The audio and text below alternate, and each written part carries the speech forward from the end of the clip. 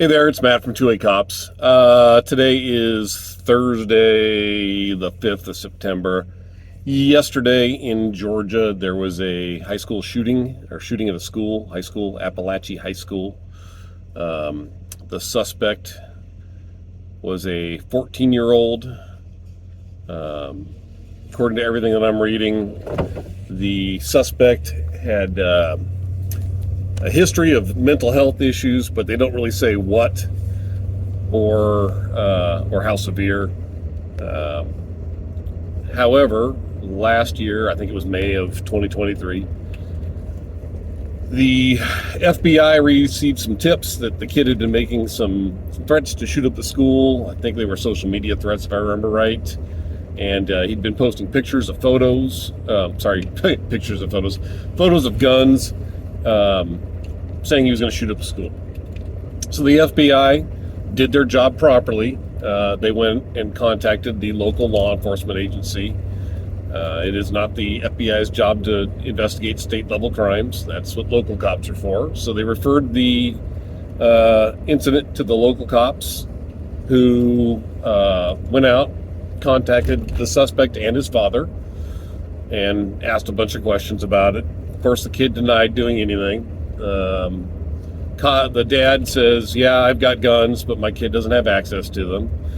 And the cops determined at the time that there was not enough evidence of a crime, so they did not arrest him. I don't know what happened. I don't have any of the posts. I don't know if I'm going to err on the side of the cops there. I can't imagine that if there was legitimate evidence that this kid was going to shoot up a school and had committed a crime, that the cops would be like, we'll just risk it and not arrest the kid. So I'm assuming the cops did their job correctly. Obviously, if information comes out otherwise, my opinion will change. But currently, I'm just going to go ahead and err on the side of the cops and assume that there was not evidence of a crime and they did their job properly. So what happened yesterday? Somehow, the same piece of shit 14-year-old got his hands on a gun, took it to school, shot a bunch of people. He ended up killing 4 people, and I think it was 9 others were injured, and then mental scarring on probably a couple hundred other people. So this is absolutely not a failure of gun control. It is illegal for a 14-year-old to possess a firearm. There's no gun law that's going to change that. 14-year-olds cannot possess firearms. Doesn't matter what kind of gun it is. What this is a failure on the part of the parents or parent. I don't know if he's got both parents in his family in his life, but I know dad's there because the cops talked to him last year. So if the cops come to you and say, hey, your kid's been making threats to shoot up a school, and you're like, nah, that wasn't my kid, or even if you okay, well, maybe that did happen, but you don't do anything to secure your guns, you are almost as much to blame as your kid. If your kid is fucked in the head and is threatening to shoot people, you do everything in your power to keep guns away from that kid. You take the door off of his room. You don't give him any place to store things so he can't sneak a gun into the house and hide it from you. Your guns need to be very secure, locked up. If you don't have a good safe, go buy one. I don't mean some thin sheet metal piece of crap lockbox that can be pried open with a crappy Harbor Freight screwdriver. I'm talking a legitimate gun safe. You secure your guns so that your psycho kid can't get one and hurt people. So, 1, failure on the parents. The other thing, he's got history of mental health issues. This is not something that's uncommon. We hear this in every single one of these school shootings. Oh, the guy was crazy. There was nothing they could do for him.